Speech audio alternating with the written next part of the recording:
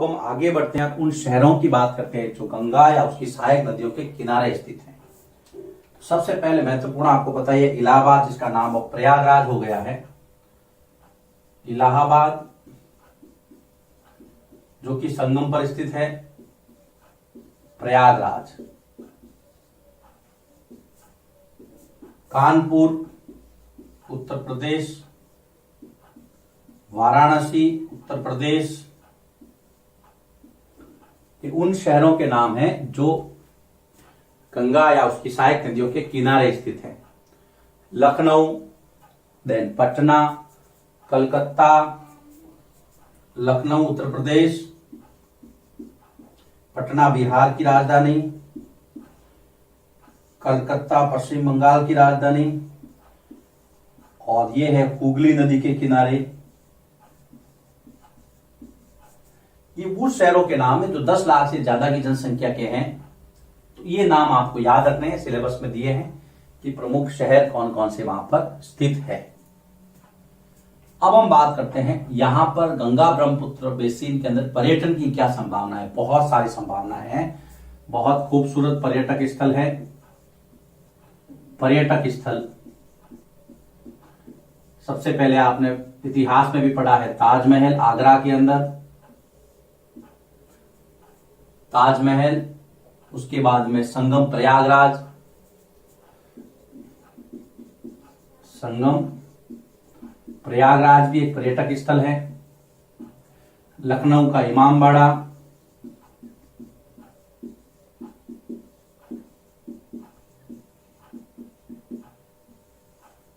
सारे पर्यटक स्थल आपको ध्यान में रखने हैं, चाहे वो ताजमहल हो, चाहे वो संगम हो, चाहे इमामबाड़ा हो, चाहे उत्तर प्रदेश और बिहार के बौद्ध स्तूप हो। उत्तर प्रदेश व बिहार के बौद्ध मठ या बौद्ध स्तूप हो। उसके बाद में आगे चलिए, असम के अंदर आपके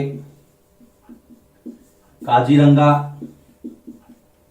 राष्ट्रीय उद्यान या नेशनल पार्क और मानस वन्य जीव अभयारण्य, मानस वन्य जीव अभयारण्य। काजीरंगा आपको पता ही है, एक सींग वाले गैंडे के लिए प्रसिद्ध है। ये परीक्षा में कितनी बार आता है एग्जाम, एक सींग वाले गैंडे के लिए कौन सा राष्ट्रीय उद्यान प्रसिद्ध है, या एक सींग वाला गैंडा कहां पाया जाता है, असम के अंदर, ये ध्यान में रखना है। फिर अरुणाचल की विशिष्ट आदिवासी संस्कृति,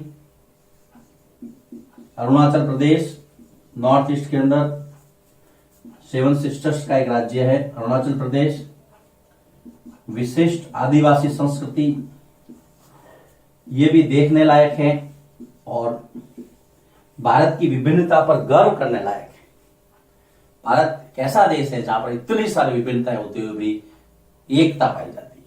तो विशिष्ट आदिवासी संस्कृति, तो ये है बेटा, अगर मान लो एग्जाम में पूछ लिया आपको कि गंगा ब्रह्मपुत्र बेसिन के पर्यटन के बारे में जानकारी दीजिए, पर्यटक स्थलों के बारे में लिखिए, तो आपको ये लिखना है ताजमहल आगरा उत्तर प्रदेश, संगम प्रयागराज उत्तर प्रदेश, लखनऊ का इमामबाड़ा उत्तर प्रदेश और बिहार के स्तूप, असम के काजीरंगा और मानस वन्य जीव अभयारण्य, काजीरंगा नेशनल पार्क है, अरुणाचल प्रदेश की विशिष्ट आदिवासी संस्कृति, ये सारा। अब हम देखते हैं कुछ फैक्ट्स, जैसे कि जनसंख्या घनत्व, पॉपुलेशन डेंसिटी। तो पहले तो इसकी डेफिनेशन है कि 1 वर्ग किलोमीटर क्षेत्र में रहने वाले लोगों की संख्या को हम क्या कहेंगे, जनसंख्या घनत्व कहेंगे। और आपको पता ही है लोगों की जनसंख्या या लोगों की संख्या, यह है जनसंख्या घनत्व। गंगा ब्रह्मपुत्र का जो मैदानी भाग है वहां पे लोग ज्यादा रहते हैं क्योंकि खेती ज्यादा होती है, हम 6 क्लास से पढ़ते हुए आ रहे हैं। अगर हम आंकड़ों की बात करें तो भारत का जनसंख्या घनत्व 2011 की जनगणना के अनुसार भारत का जनसंख्या घनत्व है 382 व्यक्ति प्रति वर्ग किलोमीटर, प्रति वर्ग किलोमीटर। यह आपको ध्यान रखना है। भारत का अगर पूछे, जैसे उत्तराखंड पहाड़ी इलाका है तो 189, उत्तराखंड में 1 वर्ग किलोमीटर में 189 व्यक्ति प्रति वर्ग किलोमीटर हैं। अगर मैं थोड़ा मैदानी भागों में आऊं, जैसे मान लीजिए कि बिहार के अंदर, तो बिहार में ये संख्या 1102 है। तो बिहार में जो जनसंख्या घनत्व है वो है 1102। अगर मैं पश्चिम बंगाल डेल्टा इलाकों की तरफ जाऊं या पश्चिम बंगाल की तरफ जाऊं तो वहां है 1029। ये यहां पर मैं लिखता हूं, पश्चिम बंगाल 1029 व्यक्ति प्रति वर्ग किलोमीटर। अगर मैं अरुणाचल में जाऊं पर्वतीय इलाकों में, तो अरुणाचल में पर्वतीय इलाके बहुत कम हैं, लोग भी कम रहते हैं। तो अरुणाचल में है बेटा 17 व्यक्ति प्रति वर्ग किलोमीटर, 17 सबसे कम। तो ये आंकड़े मैंने इसलिए दिए कि आपकी किताब में भी दी है, एग्जाम में आ सकते हैं। भारत 382 टोटल, उत्तराखंड की बात करें 189, बिहार की 1102, ये देखिए पश्चिम बंगाल 1029 और अरुणाचल में 17 व्यक्ति प्रति वर्ग किलोमीटर।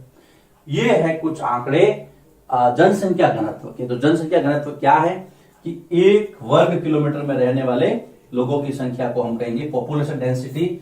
और ये 2011 की जनगणना के आंकड़े हैं, ध्यान रखना। जनगणना प्रति 10 वर्ष में की जाती है, 2001 में हुई थी, 2011 में, 2021 में होगी। यह आपको ध्यान में रखना है। ओके, और आगे बढ़ते हैं। कुछ छोटे छोटे फैक्ट्स दिए हैं यहां पर, जैसे कि गंगा और ब्रह्मपुत्र नदियों का जो अलवणीय जल है, जो शुद्ध जल है, जो मीठा जल है, वहां पर एक मछली पाई जाती है, डॉल्फिन।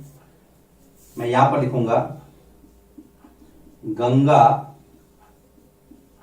ब्रह्मपुत्र के अलवणीय, अलवणीय मतलब जो जल खारा नहीं है, अलवणीय जल में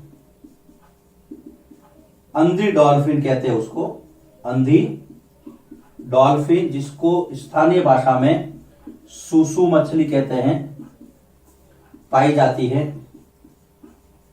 अब होता क्या है, ये मछली जहां पे होती है वहां का पानी शुद्ध माना जाता है, क्योंकि वहीं रहती है जहां पे कोई पॉल्यूशन वाला पानी नहीं हो, अच्छा पानी हो। लेकिन अभी जो वर्तमान में जो परिदृश्य है, जिस तरह से नदियां प्रदूषित हो रही है, इसके ऊपर आपको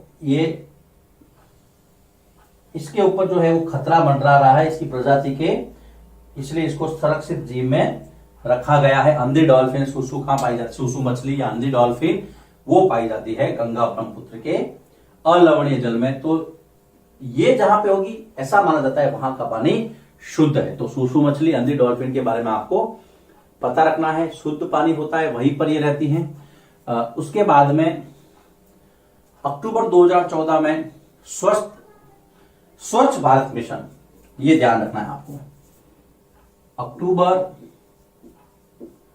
2014 में स्वच्छ भारत मिशन, ये स्वच्छता के लिए भारत सरकार का कार्यक्रम चलाया गया था, यह आपको पता रखना है।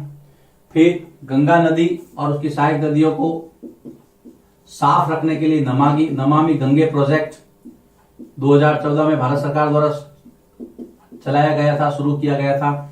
ये दोनों आपको परियोजनाएं पता रखनी है, दोनों योजनाएं पता रखनी है।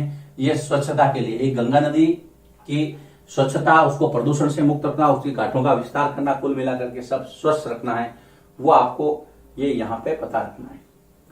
इसके बाद में एक बार मैं इसका क्यूब रिवीजन ले लेता हूं। या आपके अंधी डॉल्फिन हो गई, या आपके मुख्य शहर हो गए।